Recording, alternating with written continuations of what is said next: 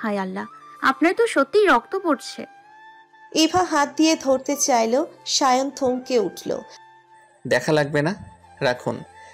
তার পরপরই বাহুর চাপ দ্বিগুণ করে চাপা কণ্ঠে প্রশ্ন ছুড়ল। দিঘির পাড়ে আসেন না কেন আপনি? বাহাদুর নড়ে চড়ে উঠল এক্ষুনি। ইভা একটু পাশছাড়া হলেই তার ঘুম হালকা হয়ে যায়। আজও ব্যতিক্রম হলো না। কাছে বুবু নাই বুঝতেই চোখ মুখ কুচকে এলো তার। ঘুম ঘুম কণ্ঠে ডাকলো, বুবু। সায়ন ফিরে তাকালো। এবার পিলে চমকে উঠল। ছোট্ট বাচ্চাটা তাকে এই অবস্থায় দেখে ফেললে কি হবে ভাবতেই বুক ফেটে কান্না পেয়ে গেল। ছি! রাগে লজ্জায় জর্জরিত হয়ে যেতেই ফিসফিসানো কণ্ঠ কানে এলো। লাইটের সুইচ কোনটা? ইভা পাশে তাকালো। সায়নের বাড়ানো হাত ঠিক সুইচ বোর্ডের উপর, দুটো সুইচ নিচের দিকে, একটা ফোনের একটা লাইটের। ইভা না ভেবেই উত্তর দিল, 3 নাম্বারটা। ব্যাস। সায়ন সুইচ চাপতেই তিমিরে ডুবে গেল সারা ঘর। এক হাত দূরে দাঁড়িয়ে থাকা সায়নকেই দেখা গেল না। বাহাদুর আবার ডাকলো, বুবু কই তুমি? সায়ন পূর্বের ন্যায় ধোয়াটে স্বরেই বলল, উত্তর দিন। ইভা আমতা আমতা করলো, উত্তর দিল, এই তো আমি এখানে ঘরেই আছি। বাহাদুর একটু আশ্বস্ত হলো।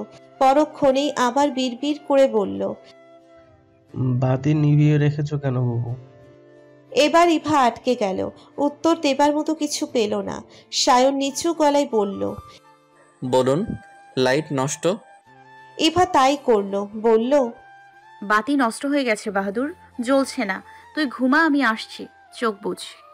বাহাদুর কি করলো বোঝা গেল না। তবে খানিক বাদেই খাটের নড়াচড়ার শব্দ কমে যাওয়া আর বাকিটা আন্দাজে বোঝা গেল সে ঘুমিয়ে পড়েছে। সায়ন সময় নিল না আর। এভাবে আসাটা মেয়েটার জন্য খারাপ। তবু কি করবে, রাগটা এত চেপে বসেছিল।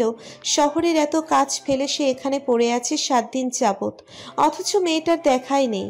নীরবতা ভেঙে ইভার অসহায় কণ্ঠে শোনা গেল, আপনি যান, দয়া করে যান। সায়ন কিছুক্ষণ চুপ করে রইল। ঘন ঘন উষ্ণ নিঃশ্বাস মুখের উপর আছড়ে পড়া ছাড়া আর কিছুই হলো না তখন। তারপর বলল, বিকেলে আপনাকে দিঘির পাড়ে না পেলে কাল সত্যি সত্যি অনর্থ হয়ে যাবে ইভা, মনে রেখেন।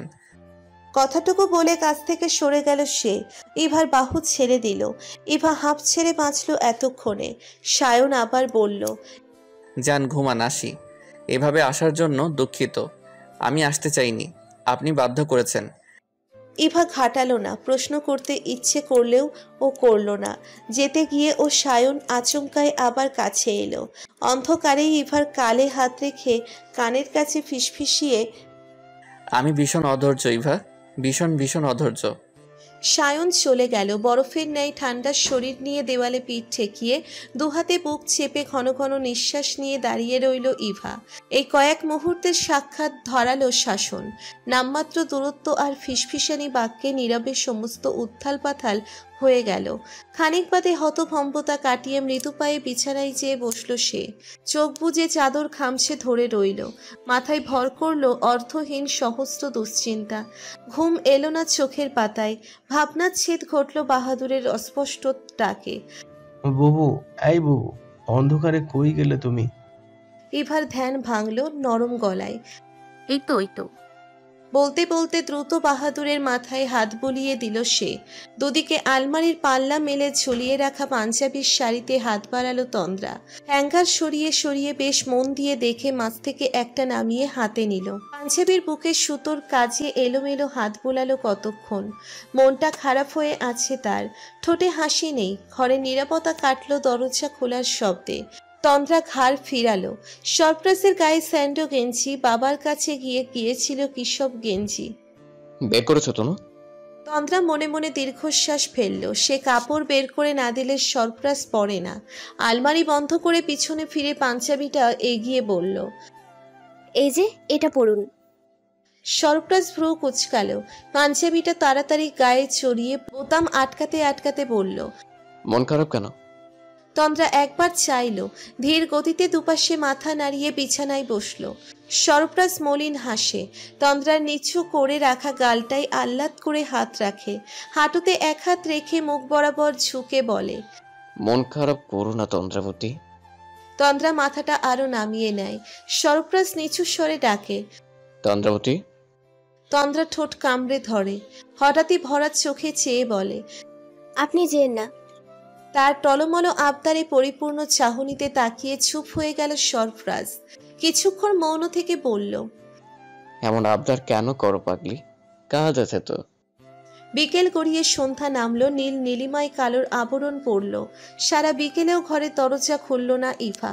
ছিটকিনি তুলে কাঁথা মুড়িয়ে শুয়ে রইল। বাহাদুর এই সময় ঘরে থাকে না, তাকে বিকেলে ঘুম পাড়ানো যায় না কখনো। খেলাধুলা করে, নয়তো বিভার কাছে পড়তে যায়। জাহানারা কি জন্য যেন ডাকতে এসেছিলেন, ইভা জেগে থেকেও জবাব দেয়নি।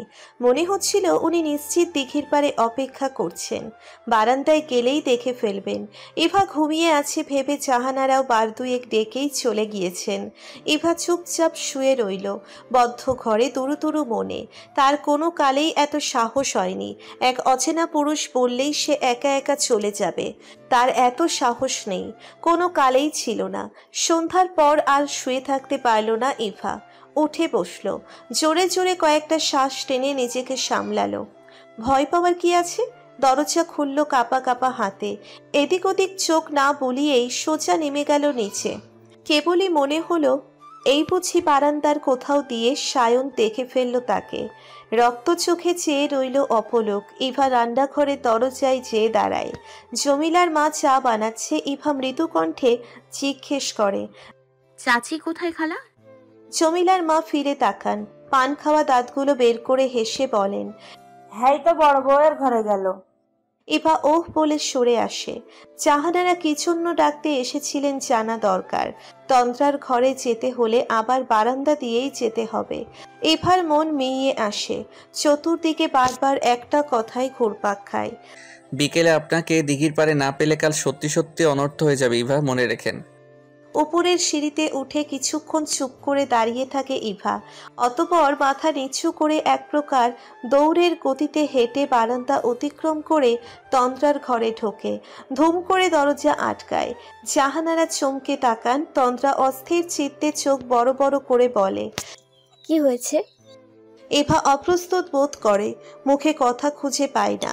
আমতা আমতা করে ফিকে হেসে বলে, না কিছু না, ওই বাইরে একটা চামচিকা। তন্দ্রা ঠোঁট উল্টায়, মৃদু ধমক দেয়, চামচিকা এত ভয় পায় মানুষ? আয় বস। ঘড়ির কাঁটা 9টা ছুঁই ছুঁই।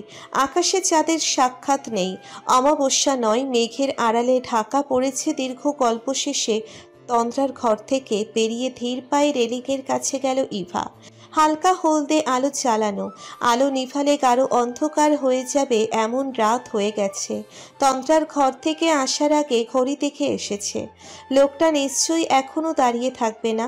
ইভা এক দৃষ্টিতে মেঘ দেখিতে তাকায়। না, কেউ নেই অবশ্যই। এখানেও অন্ধকার। এই অন্ধকারে কোনো পাগলও দাঁড়িয়ে থাকবে না। লোকটা নিশ্চয়ই পাগল না। কি দেখিস?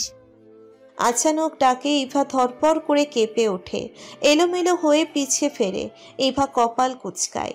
ভয় পাচ্ছিস কেন? বলতে বলতে এগিয়ে গিয়ে ইভার পাশে চেয়ে দাঁড়ায়, রেলিংয়ে হাত রাখে। ইভা হাঁপ ছাড়ে। পেছন থেকে ডাকো কেন? ভয় পাবো না। গাধি। বিভা হাসল। ইভা চট করে তাকালো তার রেলিংয়ে রাখা হাতের উপর। বিভার হাতে ব্যান্ডেজ। ইভা এদিক ওদিক তাকায়, ফিসফিস করে বলে, ইউসুফ ভাইয়ের সাথে তুমি এখনো রেগে আছো আপা? বিভা এক পলক তাকালো, বলতে চাইল, ওনার ওপর আমার রাগ থাকে না ইভা। কিন্তু বলল না। মুখ ফিরিয়ে কৃষ্ণ আকাশের দিকে সোজা সাপটা উত্তর দিল, জানি না। ইভা নীরব হয়ে যায়। বিভার মন খারাপ হলে সে বুঝতে পারে, তার নিজেরও মন খারাপ লাগে, হয়তো চমচ বলে। বিভা এক ধ্যানে আকাশ চেয়ে থাকে, বিষাদিনী দৃষ্টিতে হাসি খুঁজে বেড়ায়। কালো আকাশের সাদা মেঘেরা সরে সরে যায়, হাসি মেলে না, মন আরো খারাপ হয়। ইভা শান্ত হয়ে দাঁড়িয়ে থাকে পাশে। শান্ত মন শান্ত থাকে না বেশিক্ষণ। নিশ্চল দেহ আলোড়িত হতে সময় লাগে না। ঘুটঘুটে অন্ধকার কাটিয়ে দিঘির পাড়ে গাড়ির হেডলাইট হেডলাইটের তেজি আলো চোখে পড়তেই গা শিউরে ওঠে, লোম দাঁড়িয়ে যায়। ইভা স্তব্ধ হয়ে যায়। প্রণয়ের তীব্রতায় অন্তর কেঁপে ওঠে। ঘরে আলো জ্বালানো, সবুজ আলোর বদলে আজ নীল আলো। ইভার চোখে ঘুম নেই। ছোট বাল্বের নীল রঙা বাতিটা নতুন লাগানো হয়েছে। ইউসুফ লাগিয়ে দিয়ে গিয়েছে ঘুমানোর আগে। খাবার টেবিলে বাহাদুর ফট করে বলে দিয়েছে ঘড়ির বাতি নষ্ট। এই নিয়েও কি বিচ্ছিরি অবস্থা। সে মাঝপথেই খাবার রেখে বাহানা দিয়ে তাড়াতাড়ি ঘরে এলো। টেবিলের উপর দাঁড়িয়ে ভালো লাইটটা খুলে মেঝেতে উল্টো পাল্টা বাড়ি মেরে নষ্ট করলো কাঁচ ফাটা লাইটটা। আবার টেবিলে উঠে লাগিয়ে দিল। কাঁচগুলো এখনো টেবিলের ড্রয়ারে।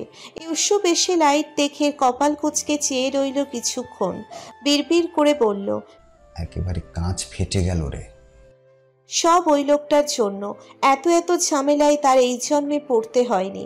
বাহাদুর বিভোর। সারা বিকেল দুরন্ত ছোটাছুটি করে ক্লান্ত হয়ে ঘুমোচ্ছে।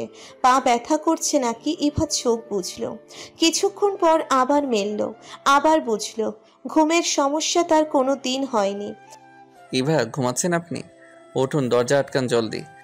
সায়ন ধপ করে বিছানায় বসে পড়ে। ডান বাহুতে বাম হাতে চেপে মাথা নিচু করে রয়। ইভা ধরপড়িয়ে উঠে বসল। সায়ন তার পায়ের কাছে বসা। এদিকে পিঠ। বিদ্যুতের গতিতে বিছানা ছেড়ে নেমে যায় ইভা। উনি কখন এলো? শব্দও তো পেল না। কাপা গলায় বলে, আপনি? সায়ন কথা শেষ করতে দেয় না তাকে। চাপা গলায় বলে, দরজা আটকান, বাইরে আপনার ভাই। ইভার মাথা এলোমেলো হয়ে পড়ে। বাইরে ভাই?